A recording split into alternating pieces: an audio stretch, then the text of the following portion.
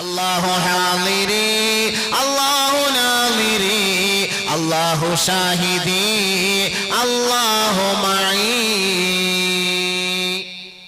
അല്ലാഹു മഈ എന്താ അതിന്റെ അർത്ഥം? അർത്ഥം എന്ന് പറഞ്ഞൂടെ? ഉസാറായിട്ട് റാത്തീവ് നടത്തി ഫുലൂസ് തീറ്റിയും എല്ലാം അതൊക്കെ ജോറ്. അർത്ഥം എന്താണെന്നും അറിയില്ല.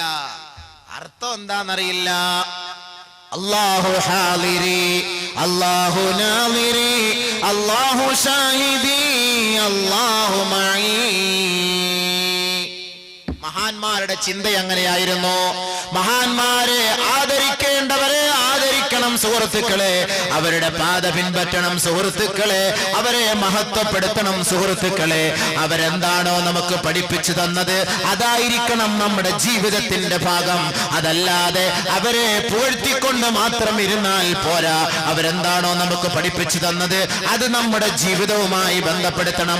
മഹാനായ മുഹയ്യിദ്ദീൻ ശൈഖ് റഹ്മഹുല്ലാഹ്, ബഹുമാനപ്പെട്ട അബ്ദുൽ ഖാദിർ ജീലാനി ഖുദ്ദിസ സിർറുഹു, അദ്ദേഹത്തിന് മുഹയ്യിദ്ദീൻ എന്ന പേര് കിട്ടാൻ കാരണം ദീനിനെ ജീവിപ്പിച്ച വ്യക്തിയാണ് മഹാനായ അബ്ദുൽ ഖാദിർ ജീലാനി ഖദ്ദസല്ലാഹു സിർറുൽ അസീസ്.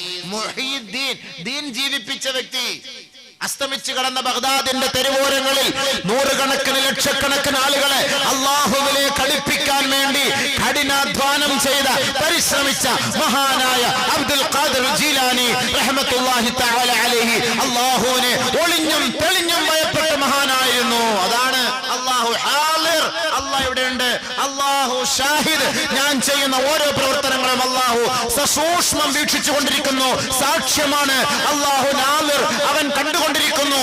അല്ലാഹു മഈ, അവൻ എന്റെ കൂട്ടത്തിൽ തന്നെയുണ്ട്. റാത്തീവും കഴിഞ്ഞ് രാത്രി പോകുന്ന വഴിക്ക് റോഡിൽ ഒരു തേങ്ങ കിടക്കുന്നു, ഉണക്കത്തേങ്ങ. പെതുക്കെ എടുത്ത് അങ്ങ് സൈക്കിളിന്റെ വിറകെടുത്ത് അങ്ങ് വെക്കും. എന്തോ ഇവൻ ദിക്റിയല്ലത്? അല്ലാഹു ഹാദിരി അല്ലാഹു നാദിരി അല്ലാഹു ഷാഹിദി അല്ലാഹു മഈ. അല്ലാഹ് ഹാദിറായിരുന്നു ഈ തേങ്ങ എടുത്തപ്പോഴും കണ്ടപ്പോഴും. അവൻ സാക്ഷ്യം വഹിച്ചു ഈ തേങ്ങ എടുത്തപ്പോഴും കണ്ടപ്പോഴും. അല്ലാഹു മഈ, ഇതെടുത്ത് ഞാൻ സഞ്ചിയിലിട്ട് വീട്ടിൽ കൊണ്ടുവരുമ്പോഴും അല്ലാഹു എന്റെ കൂട്ടത്തിലുണ്ടായിരുന്നു. ഇവൻ നാളെ വലിയാള് ചമഞ്ഞ് മുത്തഖിയായി സ്വർഗത്തിലേക്ക് പോകാൻ വേണ്ടി കടന്നു വരുമ്പോ പടച്ച തമ്പുരാൻ ചോദിക്കും, യൂതൽ അബ്ദു യൗമൽ ഖിയാമ, ഖിയാമത്തിന്റെ വേളയിൽ ഓരോരുത്തരെ ഹാജരാക്കപ്പെടുമ്പോൾ അല്ലാഹു തആല അവരോട് ചോദിക്കും, അദ്ദി അമാനതക, മോനെ നിന്റെ അമാനത്ത് നീ നിറവേറ്റടാ. എന്താണ് എന്റെ അമാനത്ത്? ഓർത്തു നോക്ക്. ഇന്ന പാതിരാ സമയത്ത് ഇന്ന പുരയിടത്തിൽ കയറി കരിക്ക് വെട്ടിയിട്ട് തിന്നില്ലേ? ഇന്ന പള്ളിയിൽ വെച്ച് ജുമാ നമസ്കാരത്തിൽ പങ്കെടുത്തപ്പോ ആദ്യമായിട്ട് ഇറങ്ങിപ്പോയി നല്ല ചെരുപ്പ് അടിച്ചു മാറ്റിക്കൊണ്ട് പോയില്ലേ? ഇന്ന കടയിൽ നിന്നെ ജോലിക്ക് ഏൽപ്പിച്ചപ്പോൾ ആ ജോലിക്കാരനായി നിന്നുകൊണ്ട്, മുതലാളിയുടെ വിശ്വസ്തനായി നിന്നുകൊണ്ട് ആസ്മയുടെ പണി നടത്തിയില്ലേ? ആസ്മ എന്ന് പറഞ്ഞ വലുവ്, പൈസയുടെ വലുവ്, റിയാലിന്റെ വലിവ്. പെതുക്കെ നീ വലിച്ച് അടിച്ചു മാറ്റിയില്ലേ? എത്രയെത്ര ബൈക്കുകൾ കൊണ്ട് നിരത്തി വെച്ചപ്പോ പെട്രോൾ ഊറ്റിയില്ലേ? എത്രയെത്ര സഹോദരങ്ങളുടെ വീട്ടിൽ കയറി റബ്ബർ ഷീറ്റ് മോട്ടിച്ചില്ലേ? എത്ര സഹോദരങ്ങൾ പള്ളിയിൽ മറന്നു വെച്ചിട്ട് പോയ വാച്ച് നീ അടിച്ചു മാറ്റിക്കൊണ്ട് പോയില്ലേ? പള്ളിയുടെ കാണിക്ക വഞ്ചിയിൽ ഇടാൻ വേണ്ടി ബസ്സിൽ നിന്ന് എറിഞ്ഞ പൈസ അത് നിന്റെ പോക്കറ്റിലേക്ക് നീ താഴ്ത്തിയില്ലേ? അദ്ദി അമാനതക, അതൊക്കെ ഇങ്ങോട്ട് വീട്ട് അല്ലാഹ് ചോദിക്കുകയാണ്. ഉടനെ ഇവൻ പറയും, ഐ റബ്ബി കൈഫ, പടച്ചവനെ ഞാൻ അത് എങ്ങനെയാണ് വീട്ടുന്നത്? ഖദ് ദഹബത്തി ദുനിയാ, ദുനിയാവ് നഷ്ടപ്പെട്ടു പോയല്ലോ. ദുനിയാവിലായിരുന്നെങ്കിൽ ഞാൻ മടക്കി കൊടുക്കുമായിരുന്നു. പക്ഷെ ഇപ്പോൾ ഞാൻ എങ്ങനെയാണ് മടക്കി കൊടുക്കുക? അല്ലാഹ്, ദുനിയാവിലായിരുന്നേ ഉണക്കത്തേങ്ങാൻ കൊടുക്കാറുണ്ട്. വെറുതെ 3 രൂപയുടെ ഉണക്കത്തേങ്ങ എടുത്ത് പടച്ചവനെ ഇത്രയും നിസ്കരിക്കുക ഇബാദത്തും ചെയ്ത് ആ തേങ്ങാടെ പേരി ഞാൻ നരകത്തിൽ പോകേണ്ടി വന്നല്ലോ. അല്ലാഹ് ശപിക്കും. കാര്യമില്ല ശപിച്ചിട്ട്. അവിടെ തെങ്ങുമില്ല, പുരയിടമില്ല, ഇതൊന്നും കാണാനും പറ്റില്ല. വല്ലവന്റെ മൊബൈൽ സുജൂദി കിടന്നപ്പം പതുക്കെ അടിയിൽ കൂടെ കൈയിട്ടെടുത്ത് മാറ്റിക്കൊണ്ട് പോവാ. പടച്ച തമ്പുരാനെ, തറാവീഹ് നമസ്കരിക്കാൻ വരുമ്പോൾ മൊബൈൽ വീട്ടിൽ വെച്ചിട്ട് വരണേ. കാണിരുന്ന് ഉറങ്ങിപ്പോയാൽ മൊബൈൽ കാണൂല. പിന്നെ പള്ളിയിൽ നിന്ന് കട്ടുകൊണ്ട് പോവാ, കൂലി കൂടുതൽ കിട്ടും ഇല്ലേ? പള്ളിയിൽ നിന്ന് അടിച്ചു മാറ്റുമ്പോൾ കൂലി കൂടുതൽ കിട്ടുമല്ലോ. ആലോചിച്ച് നോക്കി. എടുത്തോണ്ട് പോകുന്നതിന് ആരുടെയെങ്കിലും സാധനം എടുക്കുന്നില്ലെന്ന് ഇവിടെ ആർക്കും ഒരു പ്രശ്നവും ഇല്ല. ഒരു പ്രശ്നവുമില്ല, എടുത്തു മാറ്റിക്കൊണ്ടു പോ. എന്നിട്ട് നിസ്കരിക്കുക, ദുആ ചെയ്യും.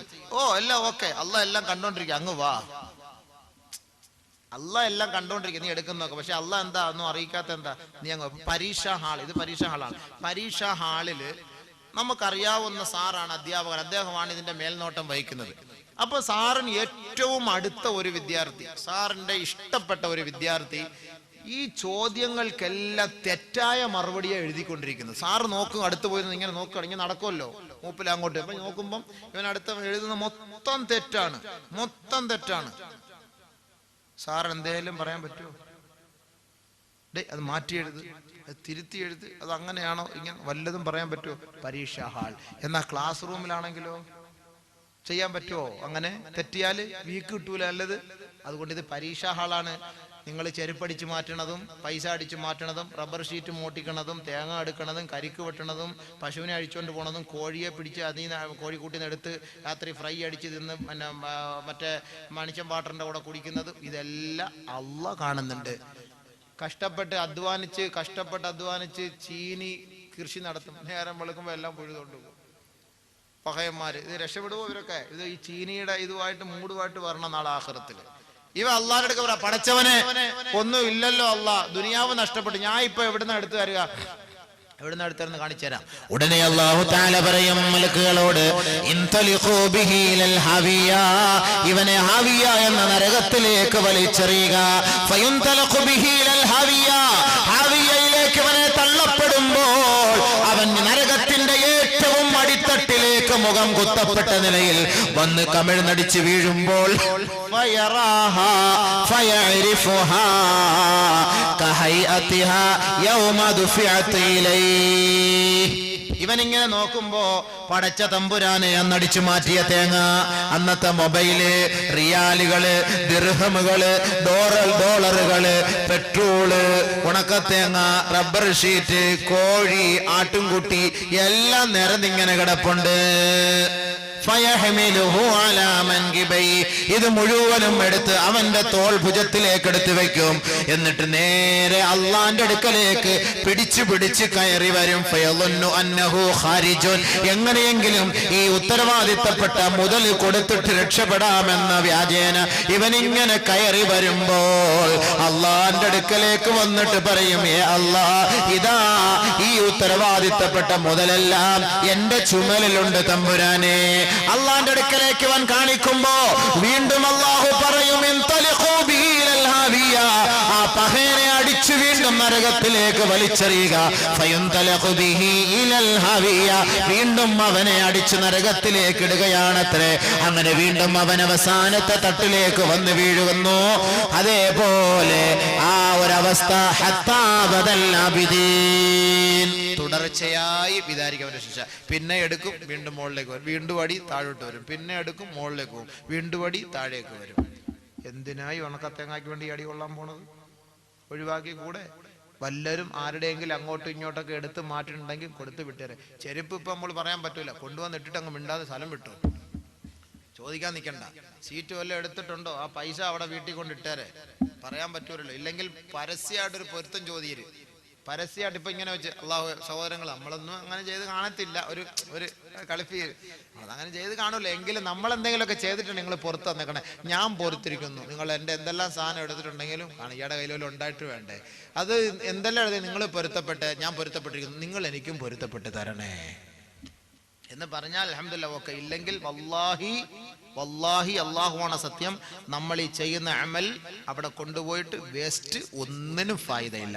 അതാണ് മഹാന്മാരായ മശായിഖന്മാർ രഹസ്യത്തിലും പരസ്യത്തിലും അല്ലാഹയെ ഭയന്നിട്ട് ഈ ദിക്റുകൾ ചൊല്ലാൻ തുടങ്ങിയത്.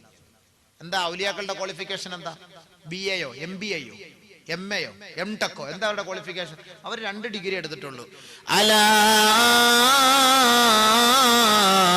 ഇന്ന ഔലിയാ അല്ലാഹി ലാ ഖൗഫുൻ അലൈഹിം വലാ ഹും യഹ്സനൂൻ അല്ലദീന ആമനൂ വകാനൂ യത്തഖൂൻ. അള്ളാഹുവിന്റെ ഔലിയാക്കൾക്ക് ഭയപ്പാട് വേണ്ട, പ്രയാസം വേണ്ട, ഖേദം വേണ്ട, ദുഃഖം വേണ്ട, ആരെയും പേടിക്കേണ്ട കാര്യമില്ല. അവർ അള്ളാഹുവിനെ മാത്രം ഭയപ്പെടുന്നവരാണ്. അവർക്കുള്ള ക്വാളിഫിക്കേഷൻ എന്താണ്? അല്ലദീന ആമനൂ, അവർ വിശ്വസിച്ചവരായിരുന്നു. വകാനൂ യത്തഖൂൻ, തഖ്വയുള്ളവരായിരുന്നു. ബഹുമാനപ്പെട്ട മുഹീദ്ദീൻ ഷേഖ് റഹ്മത്തുള്ളാഹിയുടെ ബാപ്പയുടെ തഖ്വയാണ് ബഹുമാനപ്പെട്ട മുഹീദ്ദീൻ ഷേഖ് റഹ്മത്തുള്ളാഹി ഒരു കോലത്തിൽ വരാൻ കാരണം.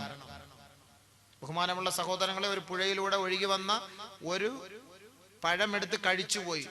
പുഴയിലൂടെ ഒഴുകി വന്നാണ് കഴിച്ചുപോയി. പക്ഷെ ഇത് അള്ളാഹു, ഇത് ആരുടേതാണ് പടച്ചവനെ? വാപ്പാക്ക് വെപ്രാളം. ജീലാനി റഹ്മത്തുള്ളാഹിയുടെ വാപ്പാക്ക് വെപ്രാളം. നേരെ ഓടി, ആ വരുന്ന വഴിയിൽ കരയിലൂടെ ഓടി പോയപ്പോൾ ഇന്ന ഒരു പുരയിടത്തിൽ കണ്ടു. അതിങ്ങനെ ഒരു ശിഖരം, ഒരു പഴത്തിന്റെ മരക്കൊമ്പ് വെള്ളത്തിലേക്ക് കിടക്കുന്നു. ഇതിൽ നിന്നായിരിക്കാം. മുതലാളിയെ കണ്ടു. ഇതിൽ നിന്നൊരു പഴം ഞാൻ എടുത്ത് തിന്നുപോയി. എന്ത് വേണമെങ്കിലും ചെയ്യാം. ഇവിടെ ജോലി ചെയ്. സൂക്ഷ്മത കണ്ടോ? അവിടെ വർഷങ്ങളോളം ജോലി ചെയ്ത് വിശ്വാസ്യത പുലർത്തിയതിന്റെ പേരിൽ അദ്ദേഹം, ആ തോട്ടത്തിന്റെ ഉടമസ്ഥൻ, വിവാഹം കഴിപ്പിച്ചു കൊടുത്ത തന്റെ ഫാത്തിമ എന്ന മകളുടെ ഓമന പുത്രനാണ് ബഹുമാനപ്പെട്ട അബ്ദുൽ ഖാദിർ ജീലാനി ഖദ്ദസല്ലാഹു സിർറഹുൽ അസീസ്. ബാപ്പായ്ക്ക് തഖ്വ ഉണ്ടായിരുന്നു, മോനും ഉണ്ടായി. മനസ്സിലായില്ലേ? അങ്ങനെ ജീവിച്ചത്, അതാണ് തഖ്വ. അല്ലാഹ് കൂടെ ഉണ്ട്.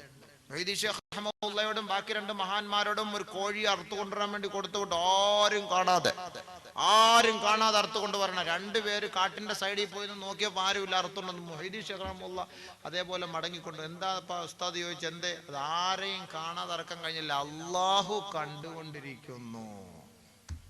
അള്ളാഹു നാളിരി, മനസ്സിലായോ? അള്ളാഹു നാളിരി, അതാണ് ഇതിന്റെ അർത്ഥം. അതൊന്നും മനസ്സിലാക്കിയാൽ കൊള്ളാം എല്ലാ ഉമ്മത്തും. അതൊന്നും മനസ്സിലാക്കിയാൽ വളരെ ഉപകാരമാണ്.